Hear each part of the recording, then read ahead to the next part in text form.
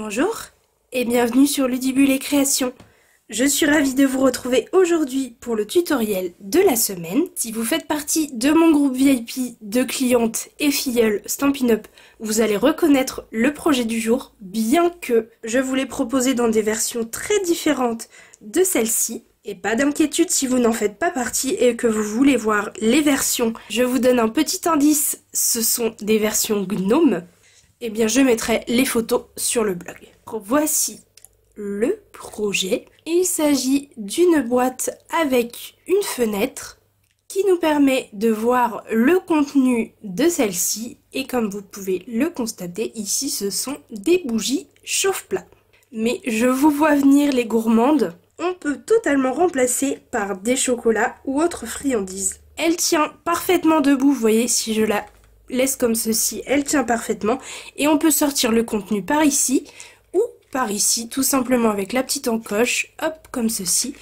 Et on fait glisser les petites bougies. Je vous montre un peu plus les détails. Donc le message « Joyeuse fête » a été embossé à chaud pour rappeler le côté doré du merveilleux papier du dessous. On a deux magnifiques feuilles de houx toutes détaillées qui accompagnent en fait l'étiquette sur laquelle on a tamponné notre message. Je la trouve vraiment très classe cette boîte et je la vois parfaitement comme marque-place à l'intérieur, vous voyez, posée à l'intérieur d'une assiette. Je pense que le rendu serait vraiment superbe. Et évidemment, sinon, ce ne serait pas moi, c'est un projet qui est très simple. Elle te plaît et tu souhaites apprendre à la réaliser? Alors reste bien avec moi. Pour ce faire, nous avons besoin du lot feuille de houx, donc du set de tampons, ainsi que des poinçons qui lui sont coordonnés. Également des poinçons rectangles surpiqués. Celui que je vais utiliser, c'est celui juste ici, donc le premier sur ces trois-là. Et je vais vous donner les mesures. Donc il fait environ 7,5 par 2,5 cm pour celles et ceux qui n'auraient pas les rectangles et qui voudraient tout de même faire la fenêtre. Également de la perforatrice trio inégalée que j'utilise presque dans chaque vidéo en ce moment tellement je l'aime, donc je n'ai pas, je pense, besoin de vous la présenter, c'est vraiment un coup de cœur cette perfo. Puis on a également besoin de tout le nécessaire pour l'embossage à chaud. Donc notre pistolet chauffant, l'encre Versamark, la poudre ici dans sa version dorée et le kit d'embossage. Venons-en au papier. Il nous faut le papier spécialité or patiné que vous avez pu voir et vous voyez les reflets vraiment sont super jolis. Et donc dans ce papier on a besoin d'un premier morceau qui mesure 1 cm par 11 cm. 11 cm c'est la longueur des trois morceaux qu'il nous faut. Ici il mesure 6 cm. Et celui-ci 3,5. Aussi d'un morceau de papier fenêtre qui mesure 3,5 par 8,5 cm. Et enfin notre papier uni. Ici j'ai choisi la couleur Merlot Magique qui est un très joli bordeaux. Et dans celui-ci il nous faut deux morceaux. Donc un premier de 10,5 par 11,5 cm et un autre de 12 par 16,5 cm. Maintenant que nous avons tous nos éléments, c'est parti pour la réalisation. Tout d'abord, les éléments de décoration et l'embossage à chaud. Donc, je découpe celle-ci dans mon papier et on se retrouve ensuite pour l'embossage.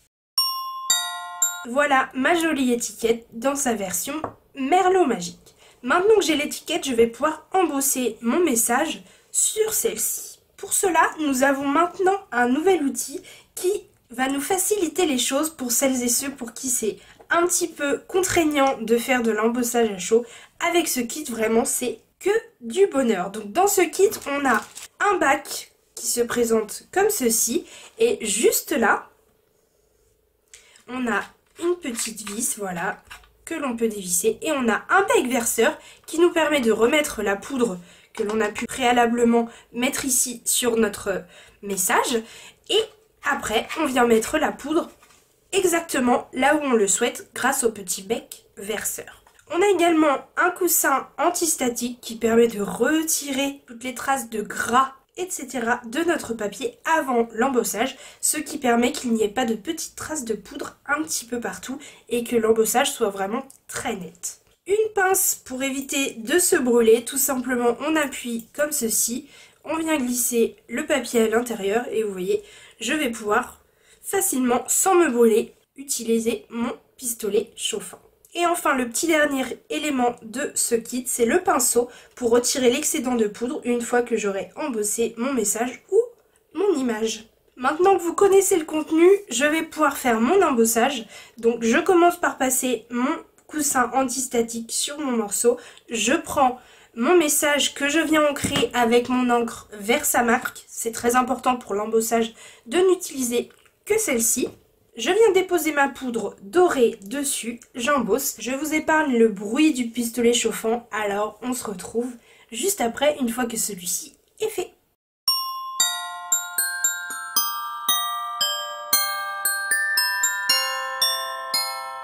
Et voilà le résultat, vous voyez comme c'est beau, je trouve ça vraiment magnifique l'embossage à chaud, je trouve que ça apporte tout de suite une touche de classe et de finesse à un projet.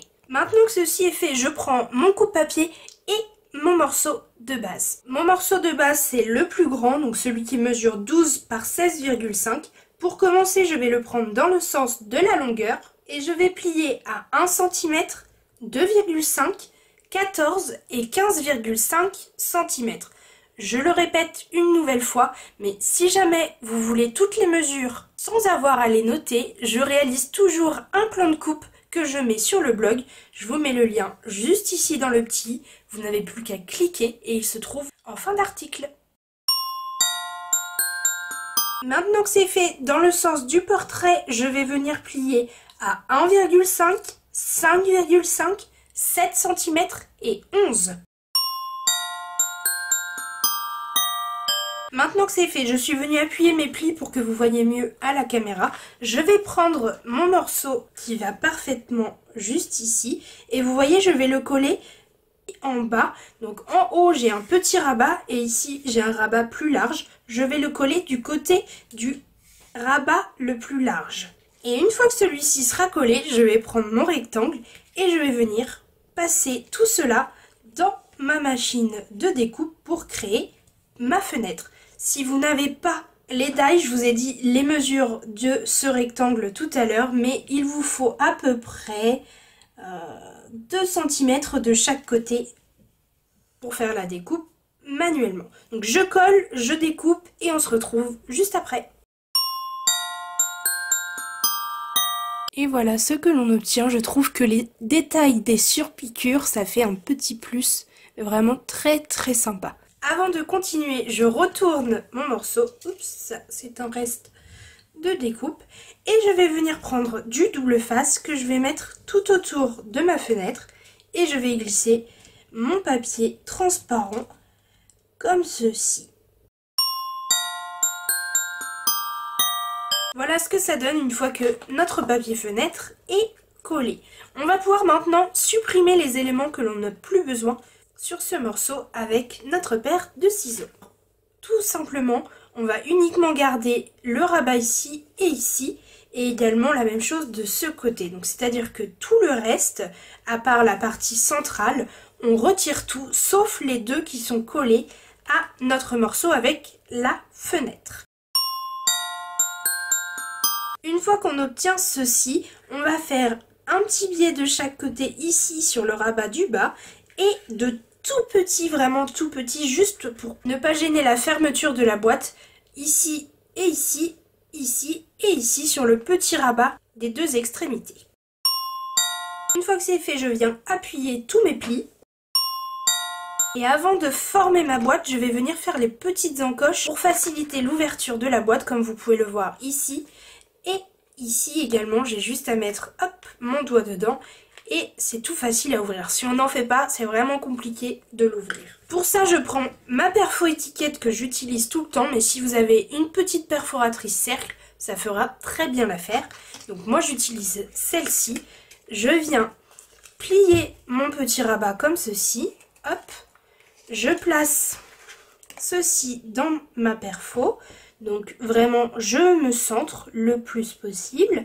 Et vous voyez, je vais juste perforer ce petit bout d'étiquette. Et le résultat, c'est mon encoche. Je fais la même chose pour le deuxième. voilà le résultat. Je peux maintenant mettre du double face ici sur mon petit rabat et je vais former ma boîte en venant le mettre bien bord à bord avec ce morceau juste ici. Et voilà ce que ça me donne une fois que j'ai collé. Maintenant je vais m'occuper du morceau ici avec la décoration. Pour cela, j'ai repris tous mes éléments. Alors attention, ce morceau, on dirait qu'il est carré, mais il ne l'est pas et il faut bien le prendre dans ce sens. Donc dans le sens qui mesure la même taille que notre boîte et non pas dans ce sens-là, sinon ça peut faire un petit peu bizarre. Je le prends dans le bon sens et je viens prendre également ce morceau de papier imprimé avec mon indispensable, ma Perfo Trio, et je viens arrondir les deux angles du haut donc de mon papier imprimé ainsi que du papier uni. Et voilà le résultat. En 2 ou 3 tours de perfo, j'ai 2 jolis angles et je peux venir maintenant coller comme ceci mon morceau de papier imprimé. Et avant de coller mon étiquette, je vais coller ma boîte, tout simplement en venant caler mes angles comme ceci, bien bord à bord avec mon morceau.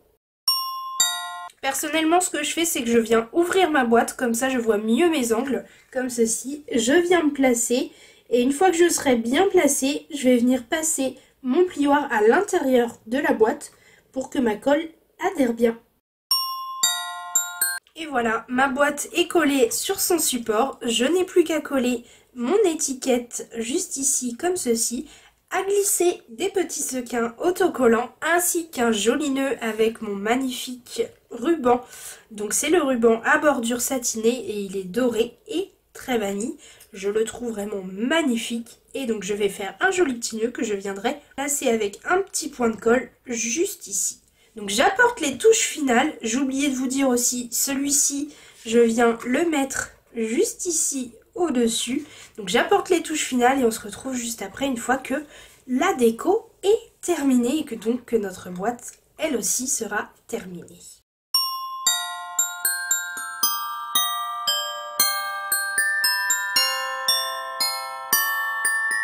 Et voilà le résultat une fois notre boîte terminée. Je ne sais pas vous, mais personnellement, je l'aimais déjà beaucoup dans sa version très vanille.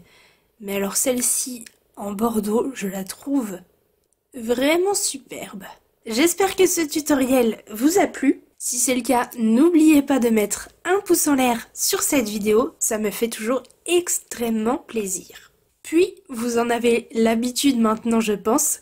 Comme je suis extrêmement curieuse, j'aimerais savoir quelle est votre version préférée.